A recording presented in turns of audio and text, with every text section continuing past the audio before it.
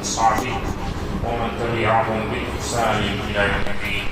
قال رسول الله صلى الله عليه وسلم: من سره أن يبسط له في رزقه ومن ينسأ له في أثره فليصل رحمه.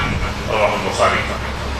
صحیح بخاری کی اس مختصر سی حدیث میں رسول اللہ صلی اللہ علیہ وسلم نے دو بڑی اہم چیزیں جن کی خواہش ہر ایک بندے کو ہوتی ہے، کہ جن دونوں چیزوں کی تمنا اور طلب ہر ایک کے اندر ہوتی ہے اور بری نہیں ہے، ہونی چاہیے، کوئی غلط نہیں ہے.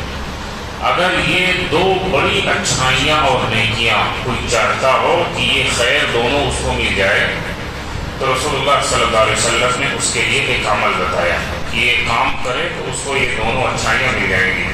دونوں کون سی اچھائیاں ہیں آپ دیکھیں گے تو خود سمجھ میں آئے گا کہ ہر ایک بندے کی چاہت ہے. وہ نبی فرماتے ہیں: من سرہ ان یبسط له فی رزقہ وان ینسأ له فی اثرہ.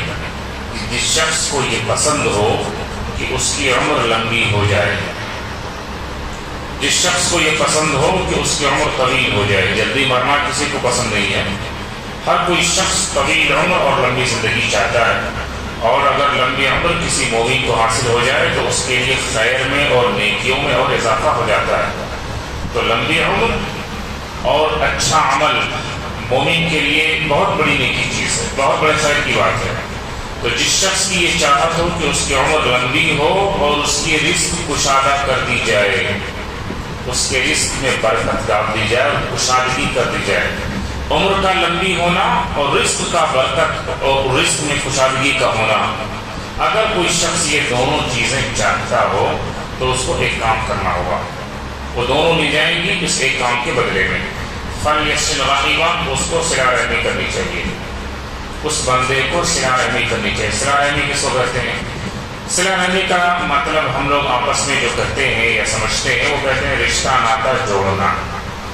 رشتہ ناتا جوڑنا، رشتہ ناتا جوڑنا صلہ رحمی کا معنی ہے، لیکن پورا معنی یہ نہیں ہوتا ہے.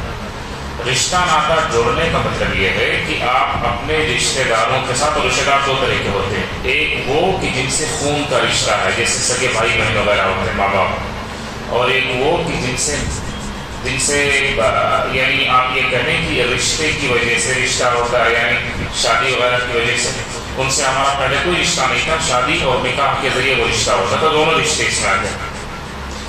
جو ہمارے رشتہ دار ہیں ان کے ساتھ نیکی کرنا اور خیر کرنا، ان کے ساتھ جو بھلائی کر سکتے ہیں، جو ممکن ہے آپ کو بھلائی کریں.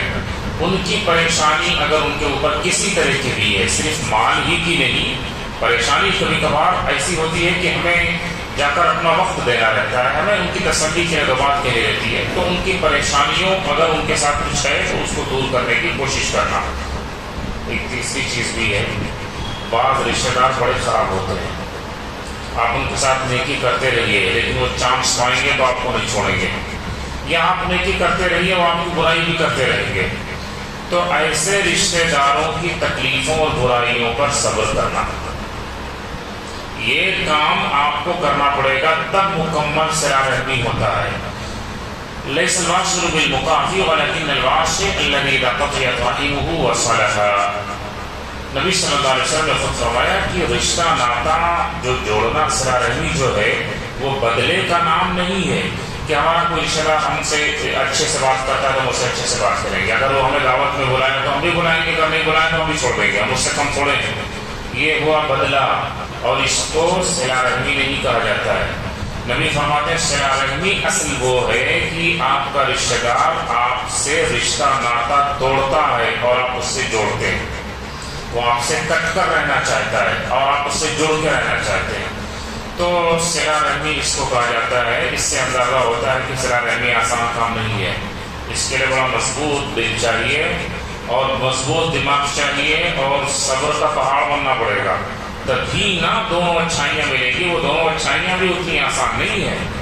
کسی کی عمر میں اضافہ ہو جائے اور اس کے رزق میں کشادگی اور برکت دے دی جائے، یہ اتنی بڑی چیز ہے کہ یہ بھی آسانی سے نہیں ملنے والی ہے. اس کے لیے یہ کام کرنا پڑے گا اور یہ کام بھی ذرا مشکل طلب ہے.